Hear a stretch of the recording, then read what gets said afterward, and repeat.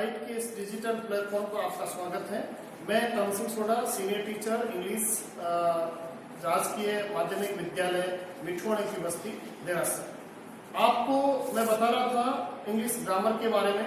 पिछले वीडियो के अंतर्गत हमने बात की थी मॉडल ऑक्सिलरी वर्ब की एक्सरसाइज के बारे में, और उससे संबंधित मैंने आपको कुछ फिक्स ट्रिक बताए थे कि कौन कौन से वर्ड अगर आप सेंटेंस में देखेंगे तो आप किस प्रकार से मॉडल का यूज करेंगे, और साथ में आपको कॉन्सेप्ट ध्यान होना चाहिए, वाक्य का मीनिंग आना चाहिए, तब जाकर के आपका जो मॉडल संबंधी प्रश्न सही हो जाएगा।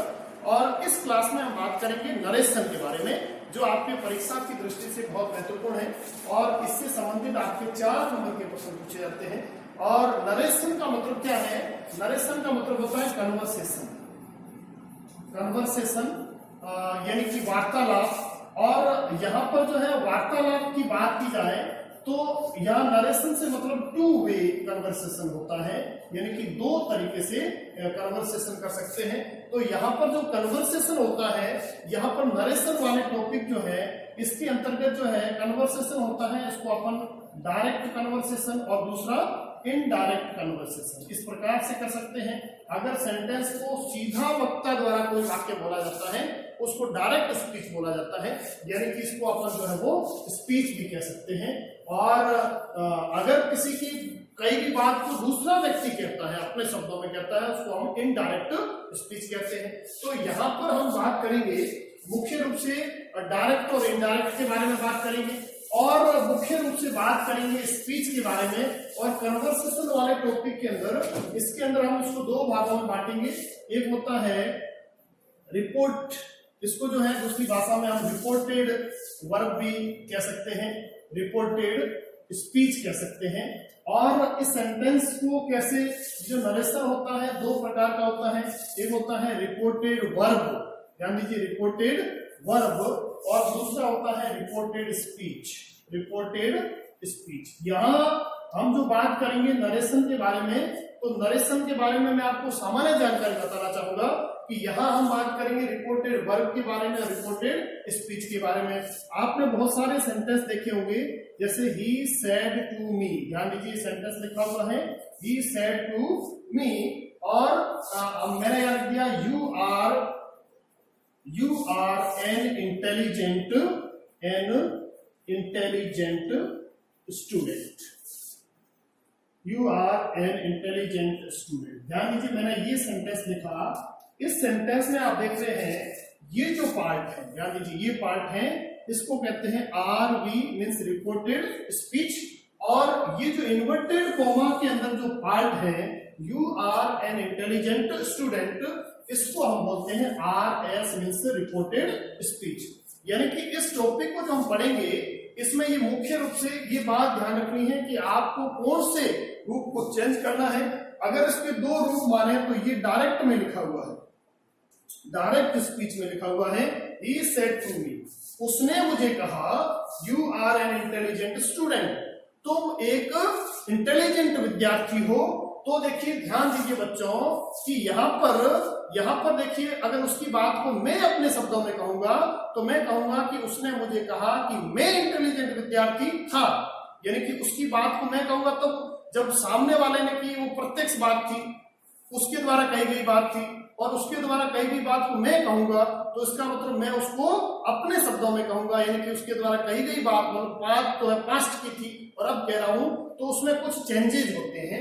ध्यान दीजिए मैं पहले यहाँ पर लिख देता हूं इसका जो इनडायरेक्ट स्पीच में हम इसको कैसे लिखेंगे, उसको लिखने के बाद में मैं आपको बताना चाहूंगा कि इसमें कहाँ क्या क्या परिवर्तन होते हैं, वो मैं आपको एग्जाम्पल से बताऊंगा तो आपको बहुत जल्दी समझ में आएगा। ही टोल्ड मी, इसको मैं ऐसे लिखूंगा ही टोल्ड मी दैट, और सेकंड पर्सन ऑब्जेक्ट के अकॉर्डिंग चेंज होता है आई, और यहां हो जाएगा वाज एन इंटेलिजेंट, यहां पर मैंने लिख दिया सेम लिख दूंगा इंटेलिजेंट स्टूडेंट।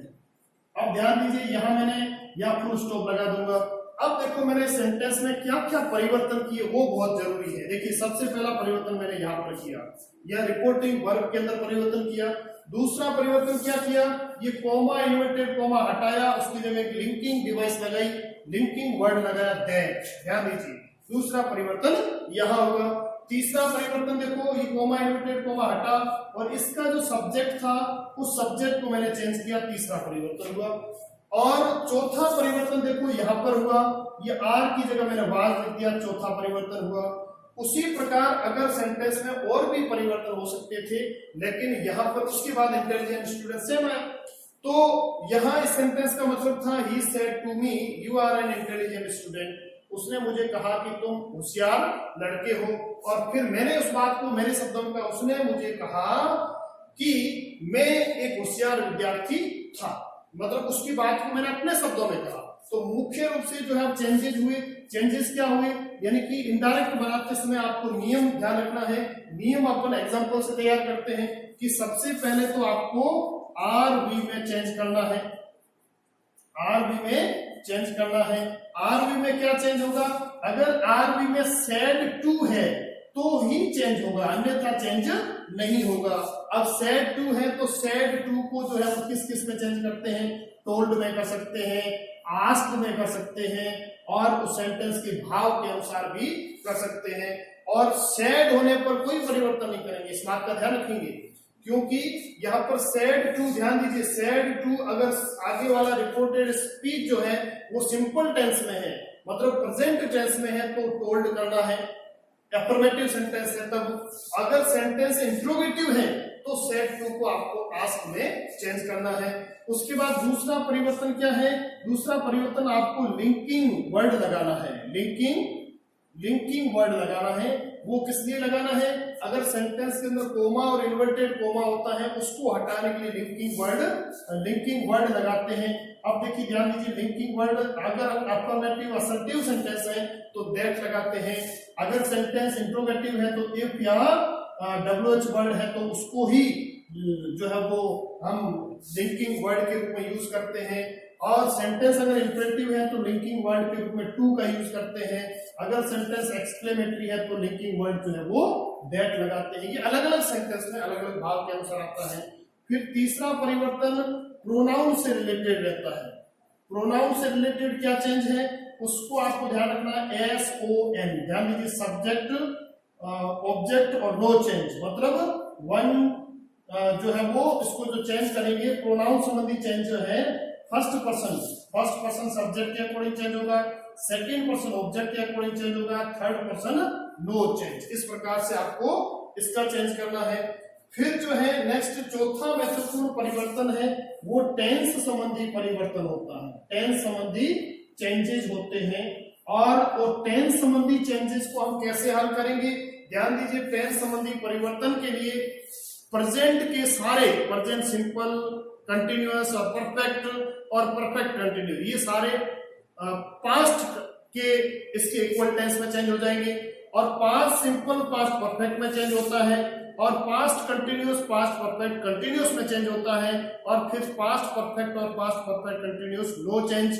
और फ्यूचर वाले जो है उसमें कोई ज्यादा परिवर्तन वाली बात जो है वो नहीं है, उसमें केवल जो विल है उसका वुड हो जाएगा, सेल का शुड हो जाएगा, कैन का कुड हो जाएगा, मे का माइट हो जाएगा, बस ये परिवर्तन है। उसके अलावा जो आपको परिवर्तन जो है एक और परिवर्तन होता है, टाइम और डिस्टेंस से संबंधित परिवर्तन होता है, वो भी आपको करना जरूरी है।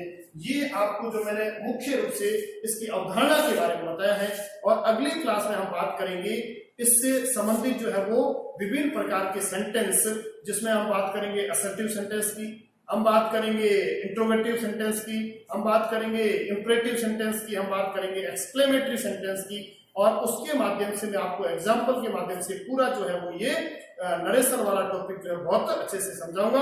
हमारे साथ बने रहिए।